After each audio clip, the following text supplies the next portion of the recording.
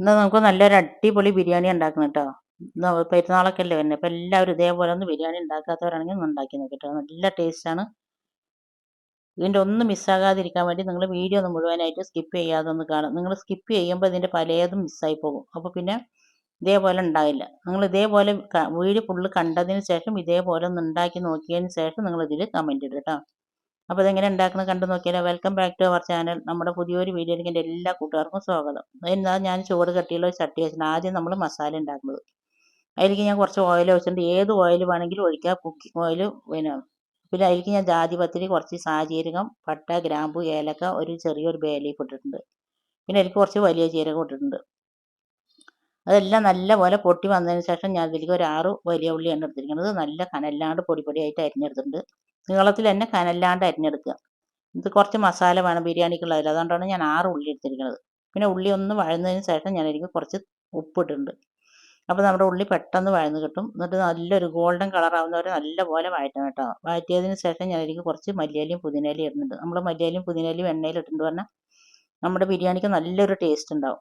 പിന്നെ അതിലേക്ക് ഞാനൊരു 4 മീഡിയം സൈസ് തക്കാളി എടുത്ത് നല്ലപോലെ പൊടിയായി അരിഞ്ഞിട്ട് അതും ഇടുന്നുണ്ട്. അതും ഇട്ടിട്ട് നല്ലപോലെ ഒന്ന് വഴറ്റി അത് നല്ലപോലെ വെന്ത് സോഫ്റ്റ് ആയി കിട്ടണം.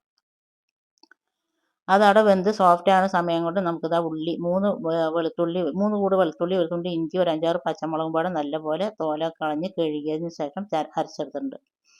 അരച്ചെടുത്ത മിക്സിൽ നിന്ന് ഞാൻ 1 ടീസ്പൂൺ മാത്രം അവിടെ മാറ്റി വെക്കുന്നുണ്ട്. മാറ്റി വെച്ച ബാക്കി മുഴുവനായിട്ടും ഞാൻ ചോറിലേക്ക് ഇട്ട് കൊടുക്കുന്നുണ്ട്. നമ്മൾ 1.5 കിലോ ചിക്കനായിട്ടാണ് ബിരിയാണി ഉണ്ടാക്കുന്നത്. 1 കിലോ അരിൻ്റെയും കണക്കാണ്. ഇങ്ങനെ ഉണ്ടാക്കിയിട്ടുണ്ടെങ്കിൽ 10 ആൾക്ക് ധൈര്യമായിട്ട് കഴിക്കാം കേട്ടോ. പിന്നെ അതാ ഇഞ്ചിയും വെളുത്തുള്ളി പച്ചമുളകിൻ്റെ പേസ്റ്റ് ഇട്ട് നല്ലപോലെ അതിൻ്റെ പച്ചമണം മാറിയതിന് ശേഷം ഞാൻ അതിലേക്ക് 1 ടേബിൾ സ്പൂൺ മുളക് പൊടി, 1 ടീസ്പൂൺ ഗരം മസാലൻ്റെ പൊടി, 1 ടീസ്പൂൺ മല്ലിപ്പൊടി ഇട്ടിട്ടുണ്ട്. നല്ലപോലെ ഇളക്കി കൊടുക്കുക. പിന്നെ ഇതിലേക്ക് നല്ലപോലെ ഇളക്കി അതിൻ്റെ പച്ചമണം മാറുന്നവരെ നല്ലപോലെ ഇളക്കി കൊടുക്കണം കേട്ടോ. ഇടുന്നതെല്ലാതും നല്ലപോലെ ഇളക്കി വഴറ്റി നല്ലപോലെ പച്ചമണം മാറി കിടക്കണം കേട്ടോ. അപ്പോഴാണ് നമ്മുടെ ബിരിയാണി നല്ല ടേസ്റ്റ് ഉണ്ടാവുള്ളൂ. പിന്നെ അതിലേക്ക് ഞാനൊരു 1/4 കപ്പ് തൈര് ഒഴിക്കുന്നുണ്ട്. പുളിയുള്ള തൈരായതുകൊണ്ട് 1/4 കപ്പ് ഒഴിക്കുന്നത്. നിങ്ങൾ എടുക്കുന്ന തക്കാളിൻ്റെ പുളിക്കനുസരിച്ചിട്ട് തൈര് എടുക്കുക. പുളി ഇല്ലാത്ത തൈരാണെങ്കിൽ നിങ്ങൾക്ക് 1/2 കപ്പ് വരെ ഒഴിക്കാം. തൈര് ഒഴിച്ചിട്ട് പെട്ടെന്ന് നല്ലപോലെ മിക്സായി കൊടുക്കുക, അല്ലെങ്കിൽ പിരിഞ്ഞു പോകും. അപ്പോൾ എന്നിട്ട് തൈര് ഒഴിച്ചിട്ട് നല്ലപോലെ എണ്ണ തെളിഞ്ഞ് വരുന്ന സമയത്ത് നമുക്ക് ഇതിലേക്ക് ചിക്കൻ ഇടാം. അതെന്താ, ഞാൻ 1.5 കിലോ ചിക്കൻ എടുത്തിട്ട് അത് നല്ലപോലെ കഴുകി ഇതിൻ്റെ വേസ്റ്റൊക്കെ പോയതിന് ശേഷമാണ് 1.5 കിലോന് കഴുകി വൃത്തിയാക്കി വെള്ളമൊക്കെ നല്ലപോലെ വാർന്നിട്ടുണ്ട്. വാർന്നതിന് ശേഷം ഞാനത് അതിലേക്ക് ഇട്ട് കൊടുക്കുന്നുണ്ട്. മുഴുവനായിട്ട് ഇട്ട് കൊടുത്തിട്ട് നമുക്ക് ഈ മസാലയിൽ നല്ലപോലെ ഒന്ന് മിക്സാക്കി എടുക്കണം കേട്ടോ. ഇപ്പോൾ ചിക്കൻ്റെ കളറ് റോസ് കളറാണ്. ഈ റോസ് കളറ് മാറിയിട്ട് വെള്ള കളറാവുന്നവരെ നല്ലപോലെ വഴറ്റി കൊടുക്കുക. അപ്പോൾ നല്ല ടേസ്റ്റ് ഉണ്ടാകും ബിരിയാണിക്ക്. നമ്മൾ ചിക്കന് പച്ചയോട് കൂടിയിട്ട് വെക്കുമ്പോൾ നല്ല ഒരു പച്ച കുത്തുണ്ടാവും. അപ്പോൾ അത് ഇങ്ങനെ പച്ച ഒരു ചുവ ഇല്ലാതിരിക്കാൻ വേണ്ടിയിട്ടാണ് നമ്മൾ ചിക്കൻ ഇങ്ങനെ വെള്ള കളറാവുന്നവരെ നല്ലപോലെ ഹൈ ഫ്ലെയിമിൽ എന്നിട്ട് നല്ലപോലെ വഴറ്റി കൊടുക്കുക. നല്ലപോലെ വഴറ്റി വെള്ള കളറൊക്കെ ആയതിനു ശേഷം ഞാനത് മൂടി വെച്ചിട്ടുണ്ട്. മൂടി വെച്ച് ഇനി അത് മീഡിയം ഫ്ലെയിമിലിട്ടിട്ട് നല്ലപോലെ ഒന്ന് തിളച്ച് വരട്ടെ. ഇപ്പോൾ അത് നല്ലപോലെ തിളച്ച് വന്നിട്ടുണ്ട് കേട്ടോ. വെള്ളമൊക്കെ ഒന്ന് ചിക്കനിൽ നന്നായിട്ട് ഇറങ്ങിയിട്ടുണ്ട്. നമ്മളിതിൽ ഒരു പൊട്ട് പോലും വെള്ളം ഒഴിക്കാത്തതാണ്. നല്ലപോലെ ചിക്കനിൽ വെള്ളമായിട്ട്. ഇനി ഈ ചിക്കനിൽ ഉള്ള വെള്ളം കൊണ്ട് മാത്രം നമ്മളിത് വേവിച്ചെടുക്കുന്നത്. ഇതിൽ വേറെ വെള്ളമൊന്നും ഒഴിക്കേണ്ട ആവശ്യമില്ല കേട്ടോ. ഇനിയും ഞാൻ മീഡിയം ഫ്ലെയിമിലിട്ടിട്ട് തന്നെ ഇത് വേവിച്ചെടുക്കുന്നത്. ഇനി അതാണ് വേകുന്ന സമയം കൊണ്ട് നമുക്ക് ഇതിലേക്ക് വേണ്ടിയിട്ടുള്ള 1 കിലോന് അരി. ഞാനിത് ജീരകശാല അരി തന്നെ എടുത്തിരിക്കുന്നത്. നല്ലത് 2-3 പ്രാവശ്യം കഴുകിയതിന് ശേഷം അരമണിക്കൂർ വെള്ളമൊഴിച്ച് കുതിരാൻ വേണ്ടി മാറ്റി വെക്കണം കേട്ടോ. ആദ്യം തന്നെ ഇതിൻ്റെ ഇടയിൽ കാണിച്ചു എന്ന് മാത്രം. ഇനി ഞാൻ ചോറ് വെക്കുന്നത് കുക്കറിലാണ്. കുക്കറിലാണ് വെക്കുന്നത്. അതിന് കുക്കർ വെച്ചിട്ടുണ്ട്. പിന്നെ ഞാൻ അതിൽ ഓയിൽ ഒഴിച്ചിട്ടുണ്ട്. ഓയിൽ ഞാൻ ഉള്ളി പൊരിച്ച ഓയിലാണ് കേട്ടോ. അതുകൊണ്ടാണ് അതിലൊരു കരട് പോലെ കാണുന്നത്. അല്ലാണ്ട് അതിൽ കരടല്ല. പിന്നെ അതിലേക്ക് 1 ടേബിൾ സ്പൂൺ നെയ്യ് ഒഴിച്ചിട്ടുണ്ട്. അതിലേക്ക് പട്ട, ഗ്രാമ്പു, ഏലക്ക ഇട്ടിട്ടുണ്ട്. കുറച്ച് സാജീരകം ഇട്ടിട്ടുണ്ട്. അതെല്ലാം നല്ലപോലെ പൊട്ടി അതിൻ്റെ ഫ്ലേവർ വന്നതിന് ശേഷം ഞാൻ അതിലേക്ക് നമ്മൾ ആദ്യം എടുത്ത് വെച്ചിരുന്ന ഇഞ്ചിയും വെളുത്തുള്ളി പച്ചമുളകിൻ്റെ പേസ്റ്റ് ഇടുന്നുണ്ട്. അത് നല്ലപോലെ അതിൻ്റെ പച്ചമണം മാറുന്നവരെ നല്ലപോലെ വഴറ്റി കൊടുക്കുക. വഴറ്റിയതിന് ശേഷം പിന്നെ അതിലേക്ക് വേറെ ഒന്നും ഇടുന്നില്ല കേട്ടോ. ഉള്ളിയൊന്നും ഞാൻ ഇടുന്നില്ല. പിന്നെ അതിലേക്ക് ഞാൻ ചോറ് വെക്കാൻ ആവശ്യമായിട്ടുള്ള വെള്ളം ഒഴിക്കുന്നുണ്ട്. 1 കപ്പ് അരിക്ക് 1.5 കപ്പ് വെള്ളം എന്നുള്ള കണക്കിനാണ് ഒഴിക്കുന്നത്. ഞാൻ 4 കപ്പ് അരിയാണ് എടുത്തിരിക്കുന്നത്. അപ്പം നമുക്ക് അതിലേക്ക് 6 കപ്പ് വെള്ളം വേണം. അത് ഞാൻ ഒഴിച്ച് കൊടുത്തിട്ടുണ്ട്. ഒഴിച്ച് കൊടുത്തതിന് ശേഷം അതിലേക്ക് ആവശ്യമായിട്ടുള്ള ഉപ്പ് ഇട്ട് കൊടുക്കുന്നുണ്ട്. ഉപ്പ് ഇട്ട് കൊടുത്തിട്ട് അടച്ച് വെക്കുക. എന്നിട്ട് ഹൈ ഫ്ലെയിമിൽ തന്നെ ഇട്ടാൽ പെട്ടെന്ന് തന്നെ തിള വരും. നമ്മുടെ വെള്ളം തിളച്ചതിന് ശേഷം നമ്മൾ കഴുകി അരമണിക്കൂർ കുതിർത്ത് വെച്ച അരിഞ്ഞ വെള്ളം നല്ലപോലെ കളഞ്ഞതിന് ശേഷം മാത്രം ഇതിലിടുക.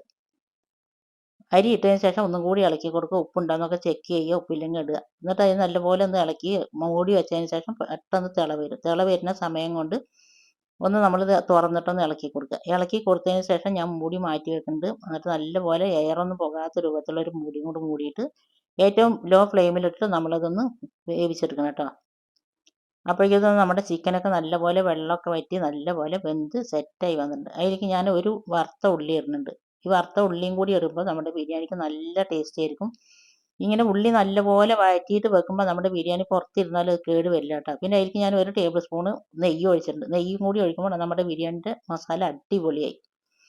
പിന്നെ അതിലേക്ക് മസാല പോരാ. അപ്പം ഞാൻ അതിലേക്ക് കുറച്ച് വെള്ളം തിളപ്പിച്ചിട്ട് ഒഴിക്കുന്നുണ്ട് കേട്ടോ. പച്ചവെള്ളം ഒഴിക്കരുത്, തിളപ്പിച്ച വെള്ളം ഒഴിക്കുന്നുണ്ട്. നമ്മൾ ദം ഇടുമ്പോൾ കുറച്ച് മസാല വേണം. അപ്പോൾ അതിന് കുറച്ച് വെള്ളം ഒഴിച്ചിട്ടുണ്ട്. ആ സമയം കൊണ്ട് നമ്മുടെ ചോറൊക്കെ നല്ലപോലെ വെന്ത് വന്നിട്ടുണ്ട്. ഒരു 5-6 മിനിറ്റ് ആകുമ്പോൾ തന്നെ നമ്മുടെ ചോറൊക്കെ നല്ലപോലെ വേവും കേട്ടോ. നിങ്ങൾ എടുക്കുന്ന അരിക്കനുസരിച്ചിട്ടായിരിക്കും വേവ്. എനിക്കൊരു 5-6 മിനിറ്റ് ആകുമ്പോഴേക്കും തന്നെ ചോറൊക്കെ നല്ലപോലെ വെന്ത് സെറ്റായി വന്നിട്ടുണ്ട്. ഇനി ഞാൻ ദമ്മിടാൻ പോവുകയാണ്. അതിന് ഞാൻ ദമ്മിടുന്ന നോൺ സ്റ്റിക്കിൻ്റെ ചട്ടിയിലാണ് കേട്ടോ. പിന്നെ അതിലേക്ക് ഞാൻ മേലത്തെ ചോറൊക്കെ ഞാൻ അടിയിലേക്ക് ഇടുന്നുണ്ട്. 2 ലെയറായിട്ടാണ് ഞാൻ ദമ്മിടുന്നത്. ചോറ് അടിയിലിട്ടതിന് ശേഷം നമ്മളതിലേക്ക് നിങ്ങൾക്ക് ഇഷ്ടമാണെങ്കിൽ ഗരം മസാലൻ്റെ പൗഡർ ഇടുക. പിന്നെ അതിലേക്ക് മല്ലിയില പുതിനയില ഇടുന്നുണ്ട്. വറുത്ത ഉള്ളി അണ്ടിപ്പരിപ്പും മുന്തിരി ഞാൻ ഇടുന്നുണ്ട്. പിന്നെ നമ്മൾ ചിക്കന് മസാല ഇടുന്നുണ്ട്. മസാല നമ്മൾ ദം ഇടുമ്പോൾ ഇതേപോലത്തെ ലൂസ് വേണം കേട്ടോ. ലൂസ് ഇല്ലെങ്കിൽ നിങ്ങൾ കുറച്ചൊന്ന് ലൂസാക്കിയാൽ മതി, ചൂടുവെള്ളം ഒഴിച്ചിട്ട്. പിന്നെ അതിന് ശേഷം ബാക്കിയുള്ള ചിക്കനും ഇട്ടതിന് ശേഷം ബാക്കിയുള്ള ചോറ് ഞാൻ മേലെ മുഴുവനായിട്ട് ഇട്ട് കൊടുക്കുന്നുണ്ട്. ഈ സമയം നിങ്ങൾക്ക് എൻ്റെ വീഡിയോ കണ്ടിട്ട് ഇഷ്ടമാകുകയെന്നുണ്ടെങ്കിൽ എല്ലാവരും വീഡിയോക്ക് ഒന്ന് ലൈക്ക് ചെയ്യാനും നിങ്ങളുടെ ഫ്രണ്ട്സ് ആൻഡ് ഫാമിലി ഗ്രൂപ്പിലേക്ക് ഒന്ന് ഷെയർ ചെയ്ത് കൊടുത്ത് നമ്മളെ സപ്പോർട്ട് ചെയ്യാനൊന്നും മറന്നു പോകരുത്. പിന്നെ നിങ്ങൾക്ക് ഈ വീഡിയോ ഇഷ്ടമായാൽ നിങ്ങൾ ഇതേപോലെ ഒന്ന് ഉണ്ടാക്കി നോക്കിയിട്ടുണ്ടെങ്കിൽ ഇതിൻ്റെ ഫീഡ്ബാക്ക് എന്തായാലും താഴെ കമൻറ്റ് ബോക്സിൽ അറിയിപ്പിക്കുക. ആദ്യമായിട്ട് നമ്മുടെ വീഡിയോ കാണുന്ന പുതിയ കൂട്ടുകാരുണ്ടെങ്കിൽ സബ്സ്ക്രൈബ് ചെയ്യാതെ കാണുന്നവരാണെങ്കിൽ ഒന്ന് സബ്സ്ക്രൈബ് ചെയ്ത് സപ്പോർട്ട് ചെയ്യുക.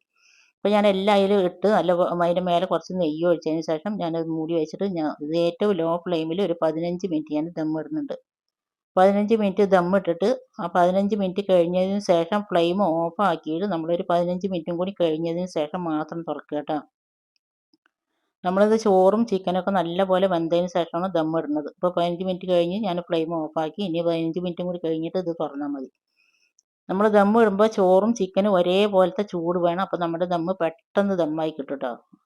അതൊന്ന് മാത്രം ശ്രദ്ധിച്ചാൽ മതി.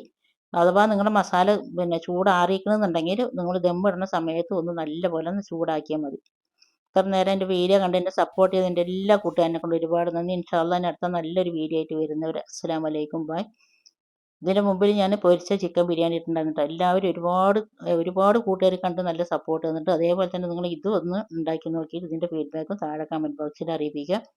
പെരുന്നാളൊക്കെ അല്ലേ വരുന്നത്. അപ്പോൾ വെറൈറ്റി ആക്കിയിട്ടൊക്കെ ഉണ്ടാക്കണം എന്നുള്ളവരുണ്ടെങ്കിൽ എല്ലാവരും ഒന്ന് ഉണ്ടാക്കി നോക്കുക. അപ്പോൾ ഓക്കെ, താങ്ക് യു, ബൈ. ഇൻഷാ അല്ലാഹ് അടുത്ത നല്ലൊരു വീഡിയോ ആയിട്ട് വരാം. അപ്പോഴേക്കും എല്ലാവർക്കും ഈ വീഡിയോ ഇഷ്ടമായിട്ടുണ്ടാവും എന്ന് വിചാരിക്കണം കേട്ടോ. ഇഷ്ടമായി എല്ലാവരും ലൈക്ക് ചെയ്യുക. അപ്പോൾ ഓക്കെ, താങ്ക് യു.